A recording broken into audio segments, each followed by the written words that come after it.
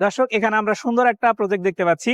এটা হচ্ছে কিন্তু পেট্রোল গ্যাস, মানে অল্প পেট্রোলে অধিক পরিমাণ রান্না পাবো আমরা, এই জন্য এই প্রজেক্টটি তৈরি করা হয়েছে। তাদের কাছে আমরা একটু জানতে চাবো।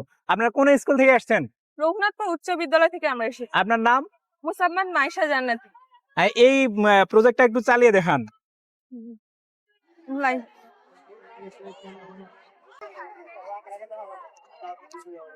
ওখানে একটা মোটর ব্যবহার করা উচিত ছিল না?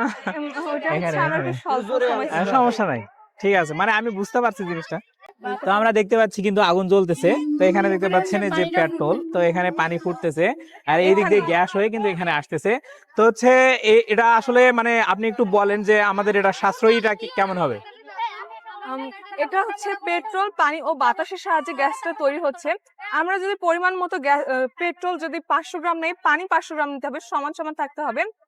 এটি বাতাসের সাহায্যে হচ্ছে গ্যাসটা উৎপন্ন হবে। 500 গ্রাম পানি ও 500 গ্রাম পেট্রোল দিয়ে এটি 8 থেকে 9 ঘন্টা চলবে।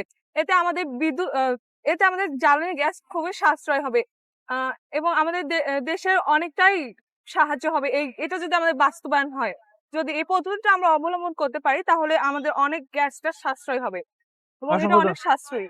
অসংখ্য ধন্যবাদ আপনাকে। তো দর্শক, আমাদের বাংলাদেশে কিন্তু গ্যাস উৎপাদন খুবই কম, মানে খুবই কম আর কি, মানে আমাদের চাহিদা অনুযায়ী অনেকটা কম। তো এখানে যদি আমরা দেখেন, এখানে যদি 500 গ্রাম পেট্রোল এবং পানি দিয়ে গ্যাস উৎপন্ন করা হচ্ছে, এখানে 500 গ্রাম পেট্রোল দিয়ে প্রায় 9 ঘন্টা চলার মতন সম্ভাবনা দিয়েছে তারা। এটা যদি সত্যিই হচ্ছে মানে হয়, তাহলে কিন্তু আমাদের দেশের জন্য অবশ্যই উপকার হবে এবং আমরা গ্যাস সংকট থেকে বাঁচতে পারবো। অসংখ্য ধন্যবাদ এই প্রজেক্টের জন্য, প্রজেক্টটি তৈরি করার জন্য এই স্কুলকে।